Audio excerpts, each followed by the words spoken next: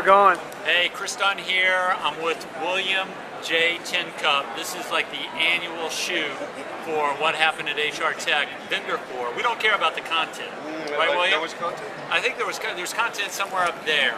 I'm always confused. But the action's here. Yeah, always. So, big observations. You cussed a lot last year on this video. Sorry about all that. I hope I'm getting some of that. Big observations, show 4. What do you see? The best booth experience that we've seen at this show is right here, Sonar 6, performance management play out of New Zealand. The pre-show marketing activities were phenomenal. They set the expectation of what you were going to experience here at the show, and they fulfilled on it. And the people, the shirts, the experience, top-notch, absolute top-notch. A disappointment that I've had with this show this year, not great swag. You know, I come for the swag. That's what I come for, the free shit. Are you taking any swag home? Nothing. I don't even have anything. Nothing? Nothing. Nothing. I have nothing going back. I bought an extra bag for all the swag, and I'm disappointed because there's no cool shit to take back. And that sucks. Okay, so let's talk a little bit about that. When you go to a show like SHRM, okay, bigger show, lots of ladies. Yep. What's the swag that could just kill it at a big show like SHRM where it's 90% female? You want to own SHRM, either the regionals or national, it's easy. Chocolate and shoes. That's all you got to do. You mean shoes like Air Jordans or? Gift certificates, Zappos, gift certificates. Give the people what they want. And what women generally want, chocolate and shoes. That's it. Okay, so you've traditionally done this. So tell me, for a vendor at a show like this, if they gave away shoes, what's the price tag on that giveaway? 50 bucks. 25 bucks, 50 bucks. Right, but what's the total price tag? Total price tag, you can invest maybe $10,000 on it. $10,000 to own the show. In your to own it. dollars. To own it. The booth experience itself, this is probably a $4,000 experience right here to ship it, to get the people.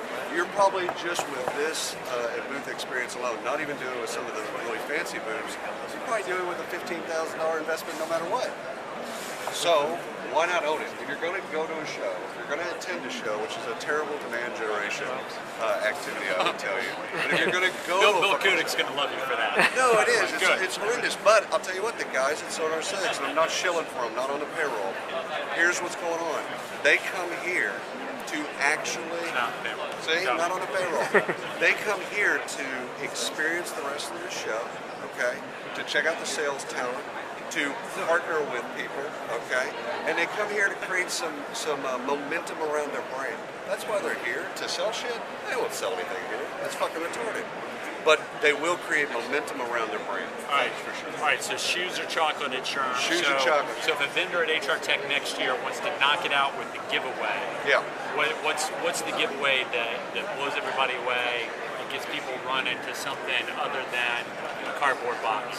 I think stop trying to sell shit at your booth would be the first thing I'd do, and to give them something that would be technology oriented. And really, why don't you give them an app?